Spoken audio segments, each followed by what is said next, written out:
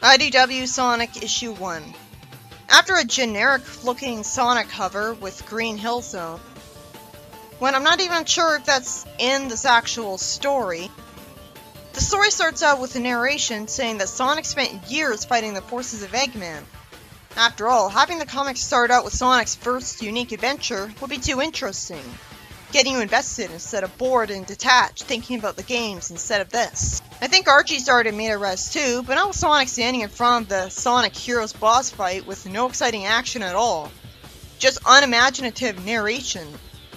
Like it's the Exis and Ultrasonic fight where it's just narrating it. But at least that was interesting to look at. The narration says that Eggman eventually vanished, as we see Sonic in front of another mecha, and yet another fight scene that we won't get to see, instead of showing us why and how Eggman vanished. I can't be interested instead of so detached that I'm snarking about it when it has a beginning as boring and vague as this. I didn't think anyone could screw up the intro to a comic. I thought it'd have actual dialogue and character interaction right from the start, which Archie did. The narration says that Eggman's robot armies are still a problem, and we're expected to believe Sonic's taking it seriously because he says this doesn't look good, which just blatantly states the obvious. But he says what-oh before it, which you'd only say if you were trying to lighten the mood. Either take it seriously or don't. But he's seeing smoke and fire coming from a city right now, so it makes sense that he'd take it seriously when he knows he can smash robot armies easily by now because he still got here late and people were inconvenienced. It's a walled city, but it looks like the wall was a waste of money at this point. Maybe they would have been better off getting aerial defense for the place to defeat the robot army before it'd get to them. How in the world does Sonic think that it sounds like the locals are putting up a fight? All I'm seeing is that the city has fire and smoke in it. You'd think Sonic would have continued on from this panel to feel guilty about the fact that the city's only suffering because he came there late, and he can't save everyone, because he was taken seriously before, but all of a sudden he has a complete 180-degree shift in personality, and now he's a cheerful, perpetual smiler who sarcastically hopes the locals won't mind him lending a hand, and assumes the locals are putting up a fight, instead of just freaking out and begging to be rescued like normal. Suddenly he's not concerned and caring as much anymore. Who is he? He runs towards the walled city, which has an open gate as if it was either forced open or stupidly left open. Someone yells at some civilians to run to the storm bunker. Can't it be called a tornado shelter or something? Why would mere storms have a bunker? Monsoons can cause floods, but he didn't say monsoon bunker. And in the seconds he's saying this, some robots are coming up to him. Couldn't he have defeated the robots with his weapon while saying this to people? He should know they'd get that he was talking to them, not to the robots. Even if this was his first day guarding the town, that'd still make no sense because a soldier like him would have been toughened up in boot camp long before getting to this point. Well, he's not dressed anything like a soldier, but he's the only one with a weapon. Unless he was about to mug someone, there's no reason he'd have one right now when it's needed. And he's telling other people to run to the bunkers if they don't know about it yet and not going with them. And maybe soldiers are dressed differently in this world. Then the hammer that's colored like a ray gun that he's holding gets smacked away by the egg pawn after what was hopefully just an instant. Not so long that this would be stupid, especially for a soldier. You'd think a soldier would have a hat, but at least this way I can see his animal ears, so the art's trying to not make him look too bad. You'd think someone who has a weapon specifically to protect the town would be much better trained than this. What happened to the locals putting up a fight? Now they're all wimps that need Sonic to save them? So Sonic was wrong? Is he gonna admit that he was wrong? So far I'm not impressed with the first time we've seen Sonic rescue someone in IDW because he only had to do it because someone with a weapon was given the idiot ball. He insisted on making eye contact with people looking at them while warning them to run away, just for politeness. And I doubt he'd act like that in his position. He already has a hammer. He's the one person Sonic shouldn't have needed to save. How do you screw this up? Sonic at least asked if he's hurt. Aw, I didn't even get to see him help him up. He had his hand outstretched, but apparently that went to waste. I'm glad Sonic called him out subtly. Try swinging it at the robots next time. He shouldn't have needed to be told that. Wouldn't he have still known the robots were coming up to him when he was done talking and swung the hammer while turning around to face the robots? so he definitely shouldn't have needed saving. The robots don't even look intimidating. Sonic speaks in the past tense when saying he knew somebody who put it to good use. So, since I know there's no way the comic would have Amy dead at this point, he can't be implying that. So this means that he got fed up with Amy and distanced himself from her. If Sonic could get away with doing that permanently in the games, he would have done it as soon as possible instead of her still being his friend by Lost World. Or maybe it's just that nice that he humors her. Wouldn't she have found out where he lived? Does he just crash on people's couches while on the run from Eggman? Won't she need to do the same thing because her house would be in danger too? What exactly caused Sonic to ditch Amy when he puts up with everything else? Like you're trying to beat him up to get him to marry her. At least this seems like a mystery that works because it could have a logical explanation. Like he got fed up with her stalking him. Then he's snarky again, saying, "Maybe get inside, buddy." At this point, I guess the word buddy was sarcastic. Cool, this reminds me of Fleetway Sonic, who's snarky even with civilians.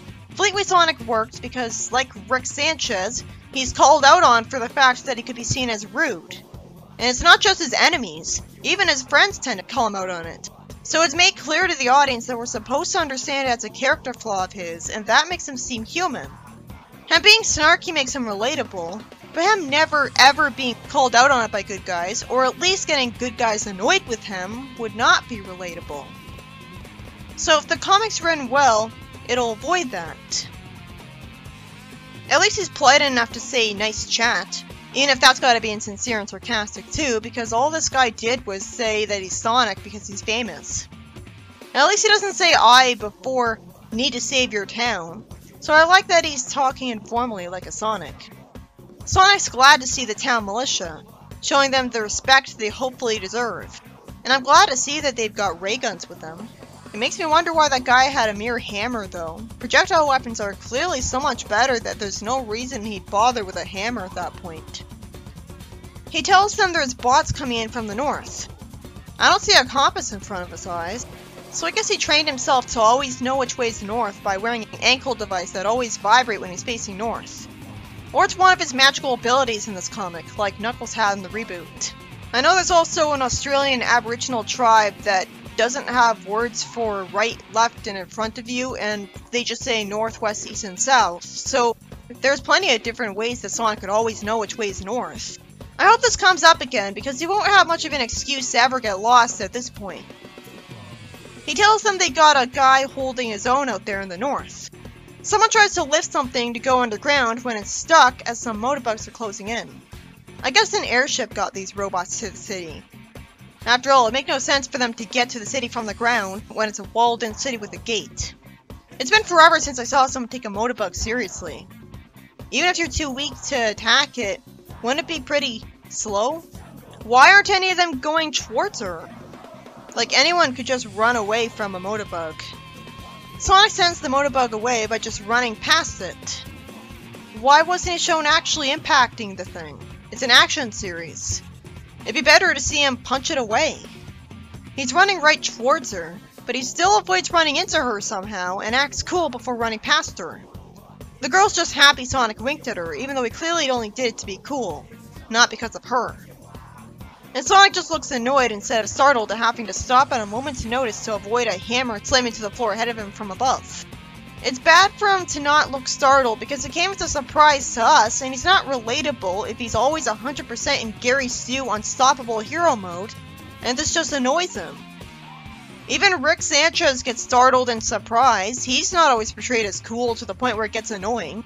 Coolness for a character works in spurts, small doses. But if you see it all the time, it gets unrealistic, and you end up wanting to see the smug moron get taken down a peg.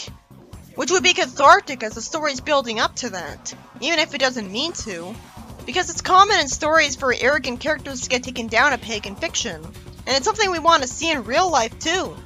This is the main character of the franchise, so you expect him to be at least a little relatable to the audience. Sure, he's used to robots, but if he knew this was coming in front of him and that's why he wasn't startled, why didn't he jump to spin jump at it? The first issue of Archie didn't shy away from showing Sonic scared when he was in a tense situation and desperately trying to get a ring as a tool to save himself, instead of just spin dashing and thinking that'd always work. He wouldn't be in the mood to sarcastically call the robot another hammer guy and say he liked the civilian with a hammer better. And the robot had no reason to not be hitting him right now when he's standing there talking. Which Sadie M did too when Sonic taunted the swap bots. He jumps onto a windowsill and bounces off it and goes into a spin dash while asking where it's going when obviously it wasn't going anywhere. It's trying to make him cool to be appealing, but I'm used to Sonic being cool. Why isn't he bouncing into its head? That's what I thought he'd do after this. Instead he bounces off a bunch of walls. I guess he wasn't actually heading for its head. Maybe he was spin dashing with too much momentum to cancel it out to do a homing attack. I like seeing this. If you're gonna have an action scene, it's necessary to make it interesting to look at if you want to be considered great, instead of just Sonic spin dashing again. Sonic spin dash just gets bounced away from the handle of the hammer, so it's probably made of the toughest materials ever to not even get dented at Sonic speed. And I guess Sonic had to lose rings to avoid getting injured from that, because rings healing him after this is the only way this wouldn't have killed him. He smugly tries to bait it into swinging like it's a baseball player, reminding me of Bart Simpson, which annoyed me by this point. You'd think he'd be a little frustrated being a failure against the robot up to this point, or intimidated. He has every reason to be confident in himself, and I guess this isn't the only time he's dealt with a robot that took longer than one hit to kill. But even confident people behave with some level of realism at some point. His character seems to be an interesting mess in this comic. Thank goodness, just when I reach the boiling point, the writer does have him take things seriously when another robot comes, and he gets surrounded by giant robots. It's too little too late at this point, but at least it happened. Somehow he just stands there saying that this one's on him, when this didn't happen because of a screw-up he did, which is even more cluelessness. Him saying this one's on him would have made sense if he said this after he got hit, while he was taunting a robot, because then he would have gotten hit through a fault of his own. And the robots aren't attacking him. He's not just gonna stand there and get kidnapped now, is he? That'd be stupid because he could have easily run off by this point. He wouldn't need saving. Maybe his ego would cause him to keep trying to fight, but he hasn't gotten hit once, so they're in a stalemate. In fact, couldn't he use the robots against each other by dodging their attacks and getting them to hit each other? That'd be cool to see again. I'm expecting him to be rescued at some point, but he doesn't need rescuing right now. He could run away. It's competent of Eggman to give the hammer spikes too. Although it's overkill. Of course he did dodge their attacks. He has some brain cells. At least he's been competent in this story, not a complete idiot so far. I'd love it if this comic mostly had the main characters be competent. At least one problem would be addressed. It turns out he's near a sewer grate, and he taunts them in a deadpan way that a hedgehog is a burrowing animal. Okay, but there's 3 pauses in that sentence. Wouldn't that give the robots time to catch up with him and mindlessly ignore the fact that he's talking and hit him? Couldn't he have said that below the sewer grate? I guess he's really good at acting if he's still acting like he feels fine instead of being embarrassed that he has to run away from a fight for once, when usually he acts confident and thinks he's unstoppable. Realistically, this would shake his ego. And pretending otherwise in front of them seems in line with the games, but he sure is doing that well. I can't even tell how he's feeling here.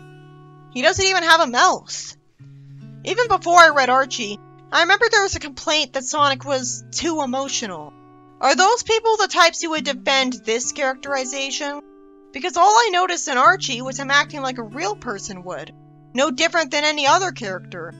And no one bitched about it with them. There's being cool, and then there's constantly taking me out of the story with unrealistic emotional reactions and behavior in like every paragraph of the story. Like he doesn't actually have feelings. Like he has something wrong with him. I've seen every other Sonic in the franchise to this point, so I speak with authority when I say that this is a weird way to portray Sonic. Him acting realistically, him having realistic emotional reactions is not just an Archie thing. If anything, I remember it as a standard. Wait, what? He's not going to the sewers after all? It is more in character for him to go back into the fight. He's cocky. But it makes sense to run away at this point. Why do you leave the sewer hole? Can't the people with ray guns shoot these things to death without him? The last panel, he was about to enter the sewers, And then the next panel immediately cuts him running away from a robot with no hole in sight. I'm glad he at least mentions that the robots can really move fast when they want to. So the writer noticed the weirdness of how the robot was keeping up with him when he started running again. And I doubt he's as fast as possible when he first starts running. So that can work. If Metal Sonic can be made just as fast as him, I guess any robot could. And I guess the giant robots just have fast crystals in them powered by chaos drives. Fine. Okay, finally he has one panel where he looks scared. So this does happen, IDW. No excuse not to do it then, because it's allowed. Is Sonic saying that the robot is fast supposed to have it make sense that he's scared now, when this should be the time where he wouldn't have a reason to worry? Because he's known for outrunning everybody and shouldn't worry that he can't? Well, I've never seen a giant robot as fast as Sonic before, I guess. Couldn't he have jumped and burrowed into the ground to escape? Sure, there was a sewer grate there, so it's probably pavement, not the ground, but this is Sonic. I'm sure he could spin dash through the pavement, too. I mean, he spin dashed through a metal wall in AOSCH. But fine, I guess it's going with the more realistic thing that he knows he can't burrow into the ground if it's pavement from a city instead. It should be explained that's impossible for him to burrow right now. Because he was written to say he's a burrowing animal. Instead, Tails shows up out of complete nowhere as an unnecessary Deus Ex Machina to grab Sonic's hand and fly away with him, smirking and complaining that Sonic's risking his life all the time. So Tails is acknowledged as a badass right away, and he's smiling while saying this, so he's not totally unaccepting of who Sonic is. Sonic justifies, sure, but where's the fun in that? And isn't Tails heading in the same direction as Sonic? Wouldn't carrying him away bring him up to the hammer to get him hit faster? And the perspective on this or whatever is off. They should be more up if we're expected to believe Tails rescued him from getting hit with a giant hammer. And they're both facing right when the giant robot is facing us, when they should all be facing the same direction. I don't remember this happening in any other Sonic comic. I get what it's going for, so I didn't complain right away. I guess we're supposed to assume its hammer swing here is his second attempt after the first one missed because of Tails. But we should have seen it miss that time then. This is a great establishing character moment for Tails. Although him firing a ray gun or throwing a bomb from Tails' adventure would impress me even more instead of something I've seen way more often. This is generic for him. Also, why are they talking without their mouths being drawn as open? No wonder I was detached looking at this panel. And again, Sonic could have just went to the sewers, he didn't need rescuing. Sonic thanks Tails for the save and says that the town's militia can handle the badniks. They grab hands and spin around together in a Sonic 4 spin dash. I guess it's justified that they need to do this against a super badnik, because even as Sonic spin dash from Sonic couldn't break past the hammer handle, then why would Tails' presence make that more possible? I think the reason the Sonic 4 spin dash was more powerful was that Tails' chaos energy magic added to Sonic's. So fine, they need to spin dash through the robot together.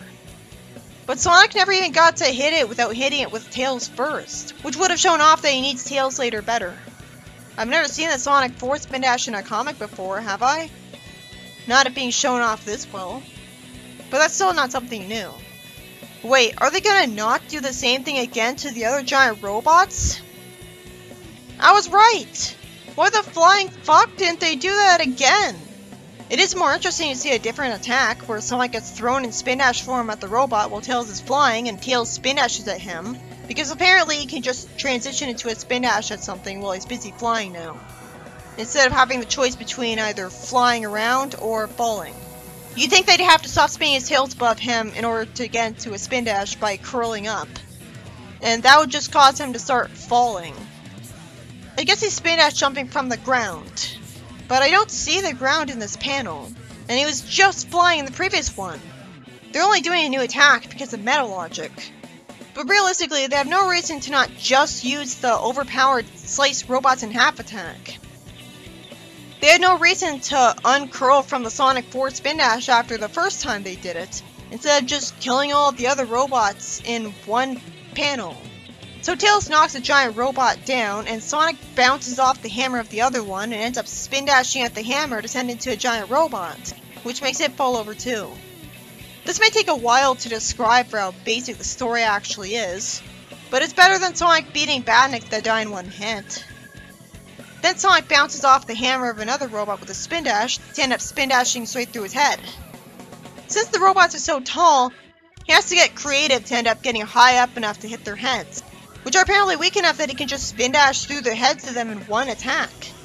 Why on earth would the head be the weak spot when it's the most important part of the robot? You'd think it'd have the toughest metal.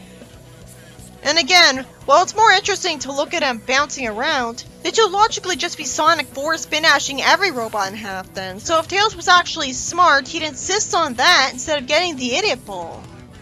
Then Tails, since he was told to cut them off, lowers the gate to trap the motorbugs in the town so they won't attack another one.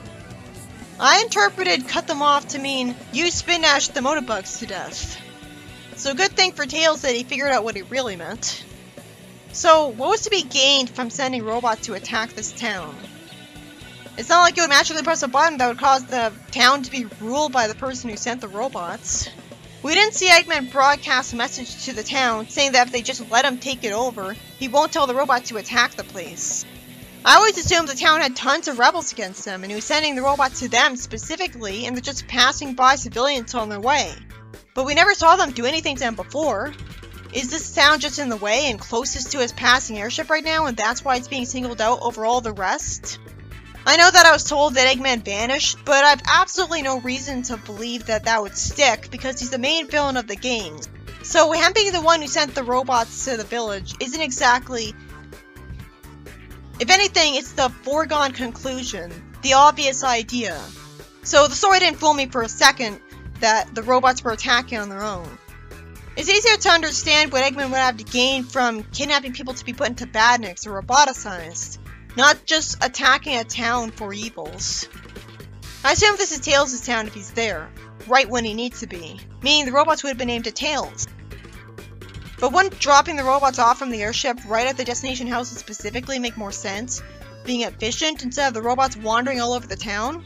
Tails isn't as fast as Sonic, so it's not like it makes sense for Tails to be wandering all over the entire planet, stumbling into towns that are getting attacked by robots. It only makes sense for him to immediately know to save a town if either that's the town he lives in, or if the town is close to his house, and so he was called in because he knew he'd be nearby. Tails thanks Sonic, bowing because he gets complimented, showing a good friendship moment between them. And Sonic says these rogue robots are just a pest. Wait, they're rogue robots? How was I supposed to know that? How was I supposed to believe that? This is issue 1, already the comic makes you feel like you missed out on issues. It's not as easy to get invested when it starts out a meter res because you get taken out of it. Why didn't we see the whole start of the rogue robot thing? This is the first issue and we're still missing out on continuity. It's supposed to be a fresh new start at the very least. I know we were told that Eggman vanished, but he's the main villain of the series. I have no reason to believe he vanished. It would be interesting if the robots were actually attacking on their own. So I had no reason to believe that they were, because that wouldn't be dramatic enough. So instead, Tails says that while normally he'd agree with Sonic that the robots are just pests, this was a much more coordinated attack compared to anything they've seen lately. How? What was different about it? Good writing would have Tails clearly explain how, for the sake of the audience. I don't blame Sonic for coming to the conclusion that he did, because what other conclusion is there to come to about why Tails said that? So that's why I'm saying Tails isn't explaining himself. Tails is a terrible audience surrogate, while Sonic is a good one because of course Sonic hadn't noticed a difference. Though he had a hard time before Tails showed up.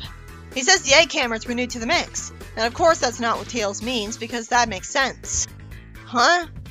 If there was a rogue robot army, wouldn't at least a few towns be attacked by egg cameras? There could only be rogue robots if they were intentionally programmed to be that way. And wouldn't that be en masse, not just a few? Tails says that after the heroes beat Eggman and his forces, they broke the Eggman Empire's control over the world. They did? This is issue 1, not issue 20, but it sure doesn't feel like it. Shouldn't we have at least seen that as the first issue? Or seen that story instead of the pointless Looming Shadows story? How do you get this wrong? It took me until after I finished reading the issue to think, maybe he's talking about Sonic Forces.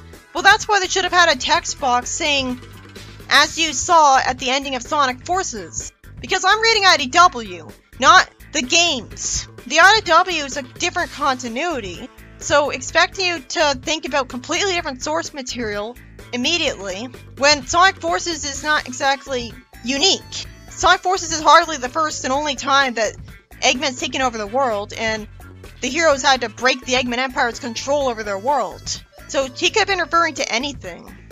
Archie's first story started with the heroes already being against Eggman too, but at least they weren't referencing adventures that we hadn't seen yet, making me wish we saw those and feeling cheated and confused. When Tails said that they broke the Empire's control over their world, maybe I wouldn't have been confused if the artist had bothered to show us what he was talking about. If he was referencing the ending of Sonic Forces, we should have seen the ending of Sonic Forces. Instead, when reading out the script, I don't even remember what's in the background. Tails explains that the Badnik army had remained, but not as a unified threat. So any attacks seemed more like accidents than aggression. Sonic Boom Eggman was way more competent than this. He could just press a button on his wrist and call every single Badnik alive back to base with him, and stick Badniks on Sonic from its location. Presumably everyone he had. Wouldn't they be the same way? How would he ever lose contact with his own robots? I'm so impatient for this to be over. Tails thinks that with unified troop movement and Super Badniks being deployed and setting up ambushes, something's making Eggman's army more cohesive. At least having Tails' boring exposition lecture come out of nowhere for a twist is probably better than it being an expository prologue with narration at the beginning of the story, where it might better belong by trying to establish some history to this comic to get us up to speed. Sure, the beginning of the story said that Eggman's robot armies are still a problem, but it never said rogue robot armies. Instead, the story kinda tried to have action right from the start. I assumed it was just Eggman sending his robot to the town like normal because he's spiteful. After all his experience, why is Tails assuming it's not just Eggman who's organizing the... Isn't Eggman disappearing and then coming back for the next game the standard? Why would they be considered rogue just because Eggman was separated from them? Wouldn't they be considered as still doing his work? Does he think Eggman's dead at this point? That only makes sense if he saw it. It's so obvious that he's referencing something that would have made a more important, significant story than this that we should have seen. This is a confusing thing about having a game be canon to the comic, where you have to contact other source material. This comes off like a twist for the sake of a twist, rather than continuing off the continuity established in this new comic for this new start, because we haven't seen that yet. Like, we saw the Sonic Forces final boss, I guess, because it had those hands that crushed the floor, but we didn't see Sonic defeat it. It's slightly more interesting what he's revealing, but I feel more confused at the sudden shift. I think I remember hearing about this and who the person behind the attacks is. Tails was probably just caring about this because it means there'll be more big robot armies. But that happened anyways from Eggman. So unless he thinks Eggman's dead, why should he care who exactly is sending robots to towns for the trillionth time in this franchise? Tails says that if Eggman was back, he'd make sure they'd know it. And this isn't how he'd make sure they'd know it? He looks like a paranoid conspiracy theorist here. It seemed out of place to me that Tails said vlog. Like the comic is trying way too hard to be relevant. But that's a minor thing. I wish he said blog instead, if anything. This kind of thing works a lot better in Sonic Boom than it does here. Sonic says he'll keep doing what he's doing and traveling around, smashing every badnik he sees. Even Scourge could do that. It relieves stress to smash them, and smashing a group would keep them from attacking a town. But the robots will get rebuilt anyways unless they discover and take out the root of the problem, which would be more heroic. Sonic says it'll be more fun if the robots are taking orders from someone. Probably because you get to smash him too. And Tails worries about Sonic getting hurt, and looks away. And there's a silence. I don't think I've seen a character be this worried about Sonic getting hurt since Sally before she broke up with Sonic. That took me by surprise, because Tails is never like this. Well, I guess he did almost die before Tails saved him, so it makes sense that he'd get paranoid about his well-being too, because apparently he was dumb enough to need rescuing. Sonic puts his hand on his shoulder and reassures him, and promises he'll be careful, which is probably a lie, because this Sonic doesn't come off as careful to me. That'd require him to take a threat seriously for more than one panel where he thinks he's about to die.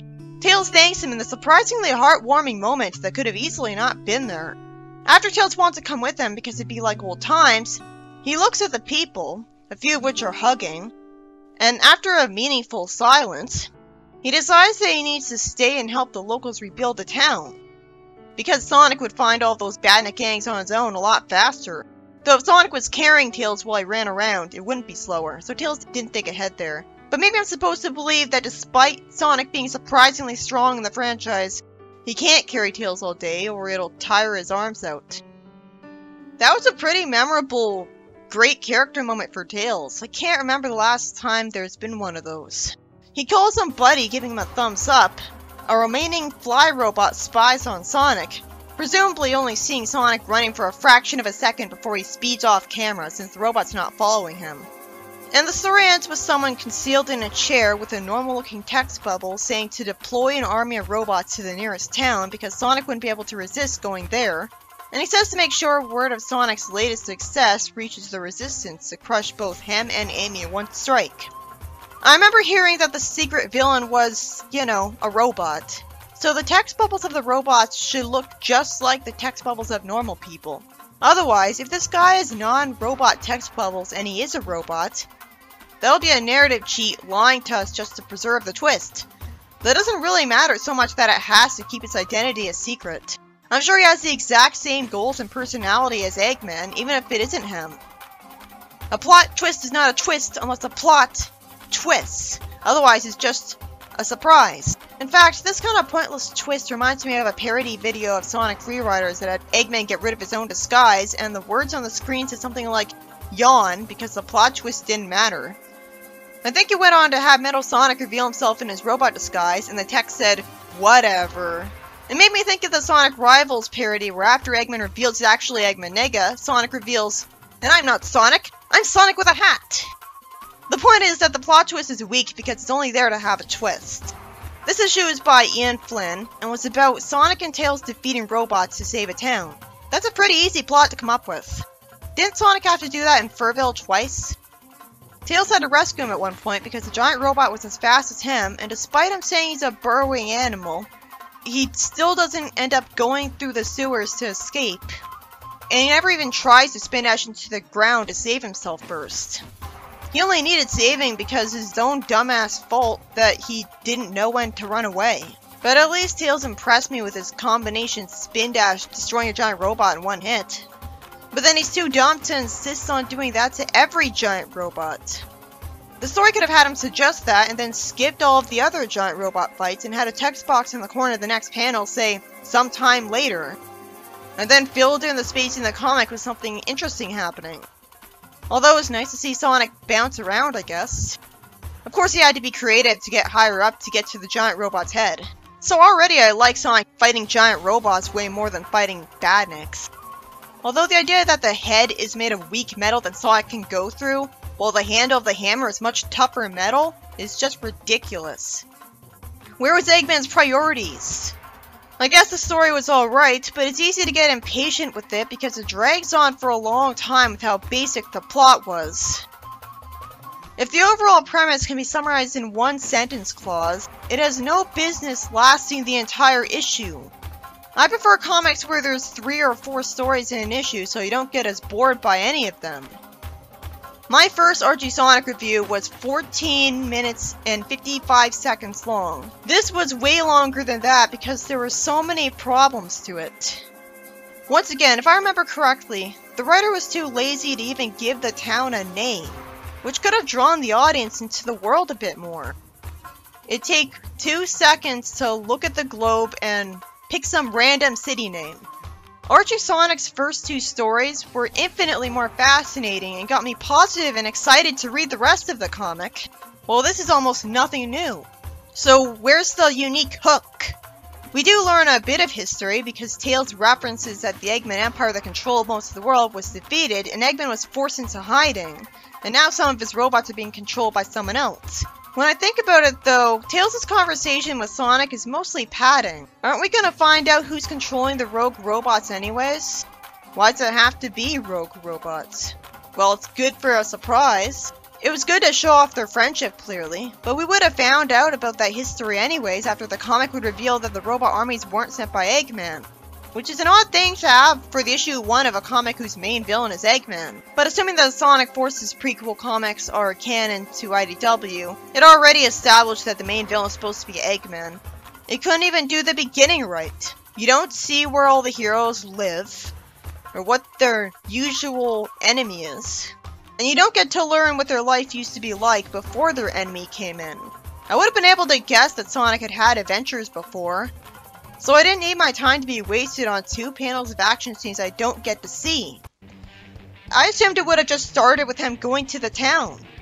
Instead of seeing Sonic standing in front of various final boss mechas and not doing anything, we should have at least seen him defeating the Sonic Forces final boss and seeing why people would think Eggman disappeared. Because if I didn't see it, then of course it wasn't going to register to me, and even then, like, didn't Sonic Chronicles do the same thing where, oh, Eggman disappeared, people think he died, and it even had Sonic separate from his friends for a long time. Even this isn't new, it's just ripping off Sonic Chronicles.